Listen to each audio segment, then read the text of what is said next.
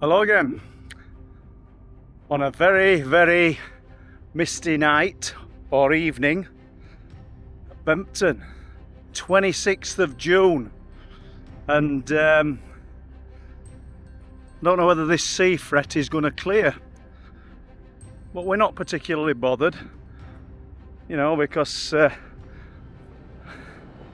it's just good to be out, regardless of the fact that we're coming up here hoping to catch something potentially anomalous on the cliff tops, hoping to catch something strange and unusual, and chances are we're not going to do it, but this backdrop to everything, it's just brilliant.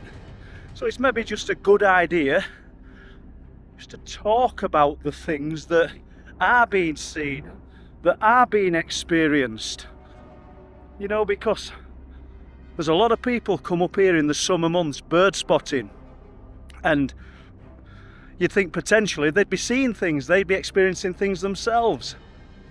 And although that does happen, and I do get reports, the bulk of the things that are seen, the bulk of the things that are experienced seem to be happening to people individually, or one person, two people who've come up during the night, say fishing, or come for a late night walk. So whatever it is, it's selective. Whatever it is that's interacting, making its presence known, it's selective. I'm very interested in the fear element. That strange fear that overtakes a man or a woman when they're up here. And it does it on an individual basis, meaning it could be two people up here, three people up here, but there's only one person experiencing it. And I heard another example of it only the other week, when Paul Dore kindly did an interview for us. And here's a man, an experienced bushcrafter, a man who spends a lot of time out in the open, out in the wilds on his own. But getting away from that, there's not a lot that Paul Dore fears. Being all over the place, in the forests around Broxer, Harwood Dale, Dalby Forest, alone, during the night. And I asked him if he'd ever experienced any fearful interactions, and guess where he experienced it? Yeah, you've got it. Here, Bempton Cliffs. And he was up on the cliff tops one evening with his friend Ray. And I've met Ray. Nice guy.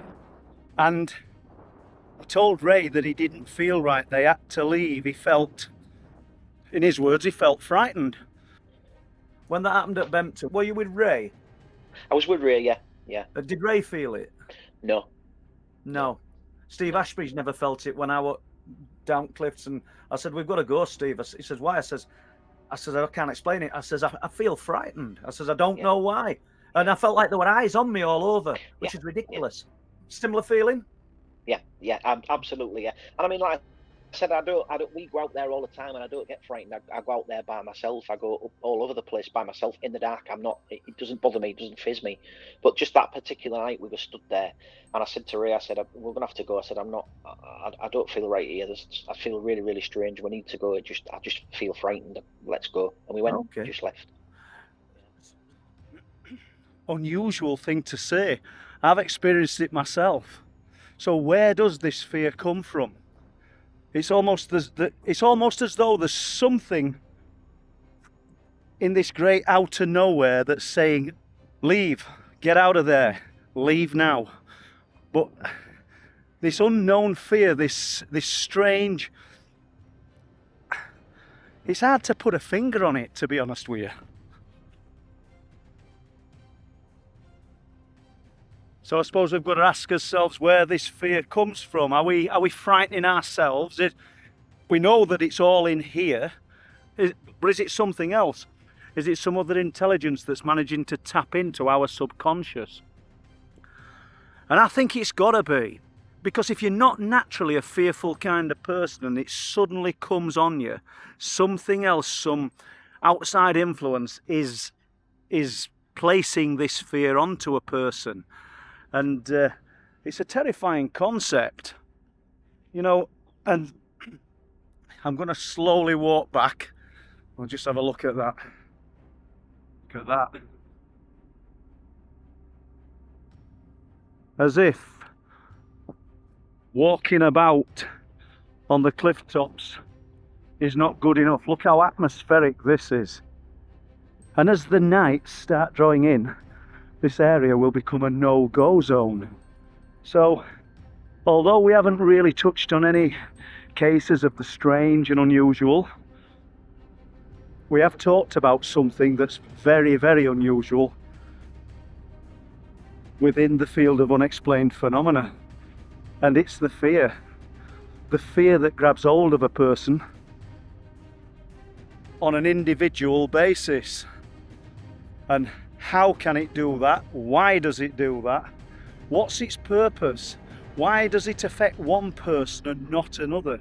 Is there something that we're missing within the research? Is there something that we're missing within the makeup of the human being? Is it a certain type of person?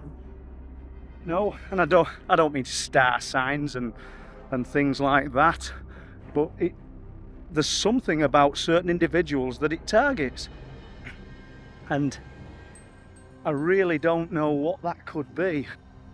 And if you want to hear more events of high strangeness, go to Truth Proof on YouTube. It's our YouTube channel, and there's many, many things to look at. Enjoy. Thank you.